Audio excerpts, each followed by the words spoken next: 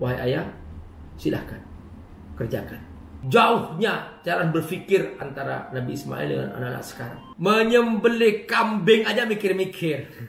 Makanya Allah abadikan 3 tahap ini menjadi Ar-Rahman 'allamal Qur'an khalaqal insan 'allamahul bayan. Ketika itu Nabi Ibrahim AS menceritakan perintah Allah melalui mimpinya. Nah ingat nih, kalau Nabi yang bermimpi itu perintah Allah. Tapi kalau kita bermimpi itu bunga tidur namanya, bukan perintah. Ya. Jadi jangan sampai nanti bermimpi menyembelih anak langsung ambil pisau disembelih anaknya, itu salah. Dan kita bukan Nabi. Tapi kalau Nabi enggak, mimpinya itu adalah perintah Allah Subhanahu wa Ta'ala. Apa kata Ibrahim AS? Falamma balagha ma'ahus sa'ya. Ketika anak ini sudah mulai menginjak, dia muda, besar, sudah bisa dimintai tolong, as-sa'ya.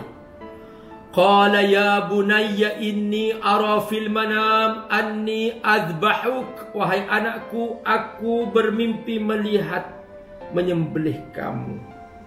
Ya. Karena Nabi Ismail cerdas, langsung paham bahwa ini perintah Allah. Makanya langsung menjawab, Fanzur madza tara, wahai anakku, apa pendapatmu? Apakah kau setuju atau tidak? Qala ya abati fa'al ma tu'mar. Nabi Ismail menjawab, wahai ayah, silahkan kerjakan. Ini perintah Allah. Ma tu'mar, ini perintah Allah. Satajiduni insyaallahu minas sabirin. Engkau akan menemukan aku termasuk orang yang sabar. Masya Allah, luar biasa. Ini pemahaman yang cerdas.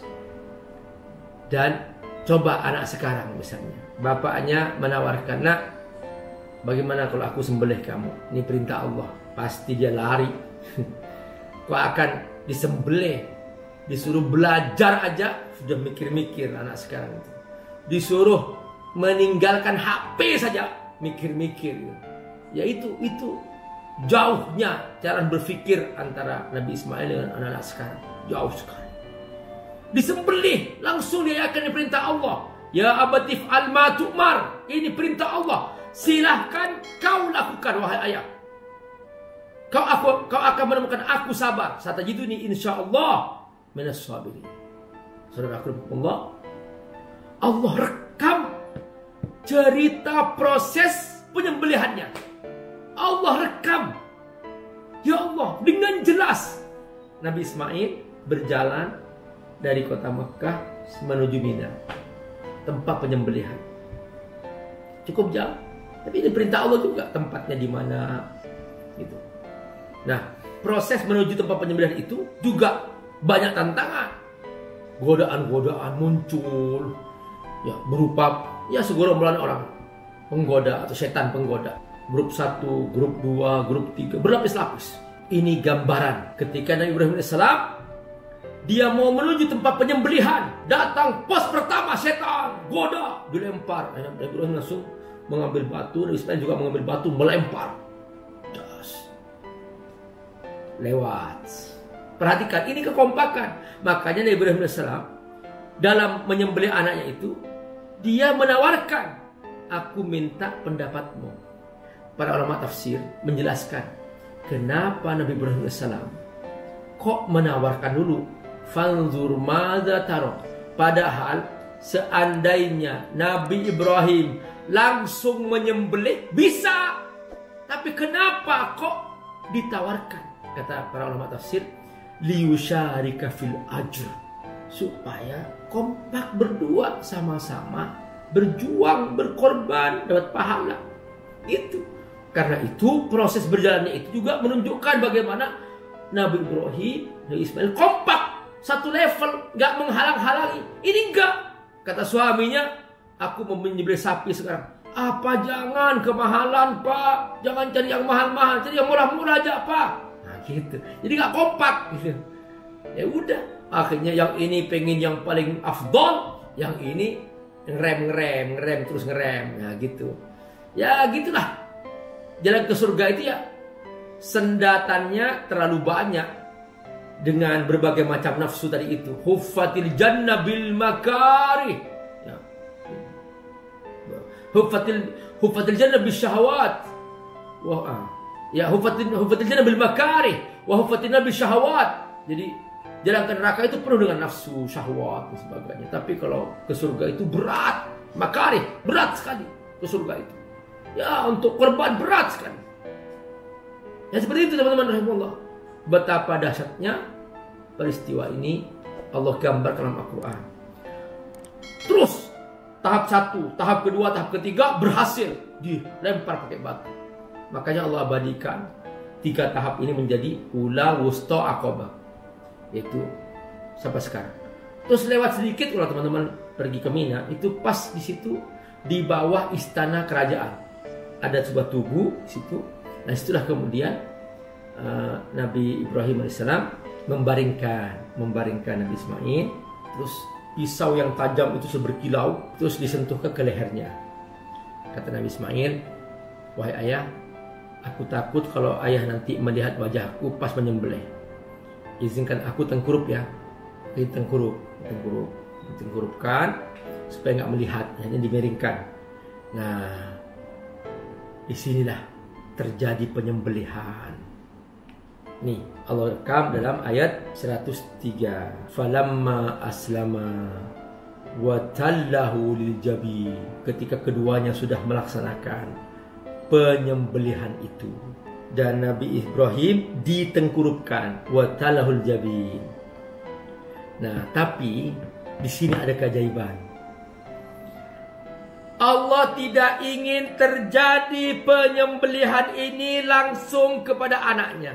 Karena seandainya penyembelihan ini terjadi kepada anaknya, itu Nabi Ibrahim AS, maka syariat kurban nanti setelah itu menyembelih anak. Dan kayaknya kalau menyembelih anak itu sekarang ini udah nggak mungkin ada. Sudah. Kau akan menyembelih anak, menyembelih kambing aja mikir-mikir. Menyembelih kambing mikir-mikir. Menyembelih sapi apalagi. Banyak sekali yang seperti itu. Saudara Allah, perhatikan. Untungnya langsung begitu pisau berkali-kali mencoba untuk memotong leher Nabi Ismail. Allah perintahkan pisau. Ya, Allah perintahkan pisau. Jangan kau pisau melukai leher Nabi Ismail. Seperti Allah perintahkan api jangan membakar Nabi Ibrahim AS. Makanya berkali-kali itu Nabi Ismail mengatakan, "Syut ya Abi, kurang tekan wahai ayah. Aku belum merasa luka ayah. Kurang tekan." Kata Nabi Ibrahim, "Sudah aku tekan berkali-kali, sudah aku sentuhkan berkali-kali, tapi nggak luka gitu." Di sini kemudian langsung setelah berkali-kali, artinya apa? Bukti bahwa Nabi Ibrahim benar-benar telah melaksanakan penyembelihan. Falamma aslama wa tallahu lil jabin, dan sedang berlangsung penyembelihan itu. Pelaksanaan sudah berlangsung berkali-kali tapi nggak berhasil. Langsung ada panggilan. Wa nadainahu ayya Ibrahim. Cukup Ibrahim, kata Allah. Allah panggil, cukup Ibrahim. Qad saddaqta ru'ya inna kadzalika nadzil muhsinin. Kau sudah membenarkan perintah itu dan engkau termasuk orang yang berbuat ihsan. Berarti orang yang bersungguh-sungguh berkorban, dia adalah orang yang telah menjadi orang-orang ihsan. Tapi karena ini ujian, langsung Allah ganti Nabi Ismail dengan domba dari surga. Dan begitu terjadi penyembelihan, ternyata yang disembelih bukanlah Ismail.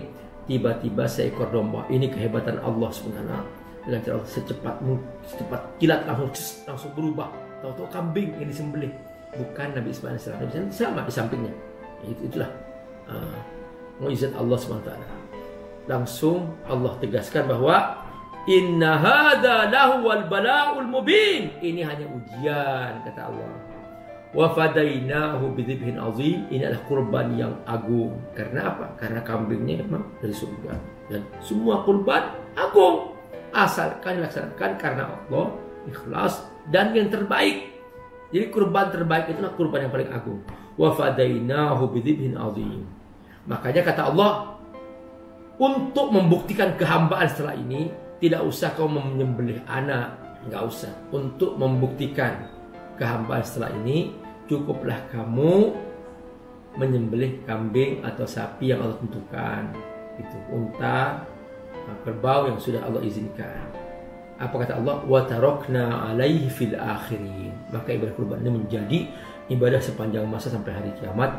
Salamun ala Ibrahim. Ibrahim, kau telah lulus, kata Allah. Kadzalika nadzil muhsinin. Engkau akan mendapatkan balasan dengan surga karena engkau termasuk orang ihsan. Engkau adalah hambaku yang beriman. Innahu min ibadinal mu'minin. Masya Allah, ini bukti kehambaan kepada Allah. Innahu min ibadinal mu'minin. Nah, setelah itu langsung Allah beri kabar gembira, yaitu lahirnya Nabi Isa AS. Wa basyarnahu bi Ishaq nabiyyam minas salihin. Yang ditunggu-tunggu setelah itu. Jadi inilah saudara-saudara rahasia ibadah kurban. Jadi jangan sedikit merasa keberatan. Ya, apalagi kita boleh makan daging dan sebagainya, masih mikir-mikir, keterlaluan sih. Makanya dulu para sahabat itu semua berkorban, yang miskin berkorban, semuanya mereka. Karena ini bukan zakat. Kalau zakat yang ada kelebihan harta, tapi kalau kurban enggak. Mau miskin, mau kaya, silahkan. Ada dulu pengembala para sahabat, ya, dia punya kambing satu digembala sejak kecil, dia besar. Hari kurban disembelih, dimakan sendiri, dibagi sebagian dagingnya, ya, enak, lezat sekali. Jadi subhanallah. Nah, itulah dia kesempatan kita untuk bersungguh-sungguh melaksanakan ibadah kurban. Semoga Allah berkahi. Wassalamualaikum warahmatullahi wabarakatuh. Assalamualaikum warahmatullahi wabarakatuh. Sahabat Abi Amir rahimakumullah. Di pesantren Abi Amir, pesantren Fat, ada sejumlah santri yang berdatangan dari berbagai belahan negeri, dari Papua, dari Alor, NTT, ya, dari Sulawesi, dan banyak sekali dari Sumatera. Mereka menghafal Quran dan mereka belajar ilmu syariah. Teman-teman, kesempatan membayar zakat untuk mereka, berbagi, berinfak, insya Allah semua yang Bapak Ibu berikan akan menjadi amal jariah yang kelak disimpan di surga. Dan mereka, para penghafal Quran, akan menyambut kita di surga dengan mahkota-mahkota yang indah. Ayo bersama-sama berbagi untuk para santri penghafal Quran, mereka du'afa dan yatama di pesantren Fat yang Abi Amir asuh di Kampung Sukawangi, Sukaumur, Bogor.